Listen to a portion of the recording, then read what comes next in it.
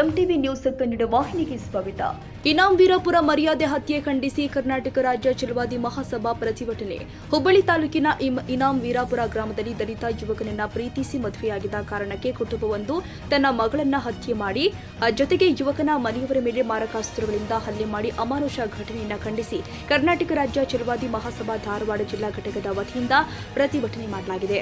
ಪ್ರತಿಭಟನಾಕಾರರು ಹುಬ್ಬಳ್ಳಿ ಶಹರದ ಪ್ರಧಾನ ಅಂಚೆ ಕಚೇರಿಯ ಎದುರಿಗೆ ಇರುವ ಭಾರತ ರತ್ನ ಡಾಕ್ಟರ್ ಬಿಆರ್ ಅಂಬೇಡ್ಕರ್ ಅವರ ಪ್ರತಿಮೆಗೆ ಮಾಲಾರ್ಪಣೆ ಸಲ್ಲಿಸಿ ಪಾದಯಾತ್ರೆಯ ತಾಲೂಕು ತಹಸೀಲ್ದಾರ್ ಕಚೇರಿ ಎದುರು ಘೋಷಣೆಗಳನ್ನು ಕೂಗಿ ಪ್ರಕರಣದಲ್ಲಿ ಭಾಗಿಯಾಗಿರುವ ಇನ್ನಿತರ ಎಲ್ಲ ಆರೋಪಿಗಳನ್ನು ತಕ್ಷಣ ಬಂಧಿಸಿ ಕಠಿಣ ಶಿಕ್ಷೆಗೆ ಗುರಿಪಡಿಸಬೇಕು ಅಂತ ಒತ್ತಾಯಿಸಿದ್ರು.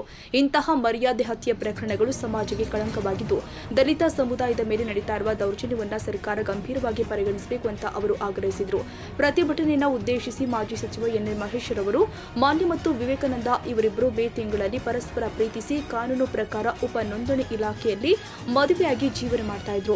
ಇದನ್ನ ಸಹಿಸದೆ ಯುವತಿ ತಂದೆಯಾದ ಪ್ರಕಾಶ್ ಗೌಡ ಪಾಟೀಲ್ ನಮ್ಮ ಕುಲಕ್ಕೆ ಅವಮಾನ ಆಗಿದೆ ಅಂತ ಕ್ರೋಧಿತಗೊಂಡು ಮಗಳನ್ನೇ ಮಾರಕಾಸ್ತ್ರಗಳಿಂದ ಹೊಡೆದು ಕೊಲೆ ಮಾಡಿದ್ದಾನೆ ಮತ್ತು ಈತನ ಕುಟುಂಬಸ್ಥರು ಸೇರಿ ದಲಿತ ಯುವಕನ ಮನೆಗೆ ನುಗ್ಗಿ ಮೂವರಿಗೆ ಮಾರಣಾಂತಿಕ ಹಲ್ಲೆ ಮಾಡಿದ್ದಾರೆ.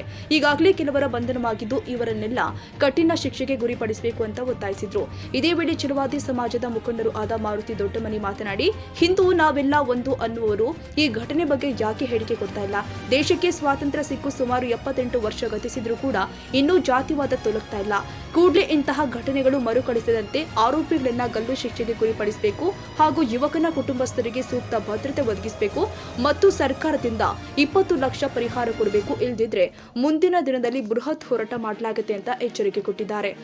ಪ್ರತಿಭಟನೆಯಲ್ಲಿ ಕರ್ನಾಟಕ ರಾಜ್ಯ ಛಲವಾದಿ ಮಹಾಸಭಾ ಧಾರವಾಡ ಜಿಲ್ಲೆಯ ಮುಖಂಡರು ಆದ ಪರಮೇಶ್ ಕಾಳೆ, ಚಂದ್ರಶೇಖರ ಯಾತಗೇರಿ, ಮಲ್ಲಿಕಾರ್ಜುನ ಬಿಳಾರ್, ರವೀಂದ್ರ ಕಲ್ಯಾಣಿ, ಮಲ್ಲಿಕಾರ್ಜುನ ಯಾತಗೇರಿ, ಉಡಚಪ್ಪ ಕಾಕಣ್ಣವರ, ಲಕ್ಷ್ಮಣ ಬಕ್ಕಾಯಿ, ಗಣೇಶ್ ದೊಡ್ಡಮನಿ, ಶಂಕರ ಪಾತ್ರದ, ವಿರೂಪಾಕ್ಷ ಛಲವಾದಿ, ಲಕ್ಷ್ಮಣ ಛಲವಾದಿ, ಲಿಂಗರಾಜ್ ಹೊಸ್ಮನಿ, ಅಂಬರೀಶ್ ಛಲವಾದಿ, ಶಿವು ಮುಡ್ಸಿಬಣ, ಶ್ರೀಮತಿ ಚೇತನಾ ಲಿಂಗದಾಳ, ಶ್ರೀಮತಿ ಕಮಲವ್ವ ಹೊಸ್ಮನಿ ಹಾಗೂ ಹಲವಾರು ಹೋರಾಟಗಾರರು ಪಾಲ್ಗೊಂಡಿದ್ದರು.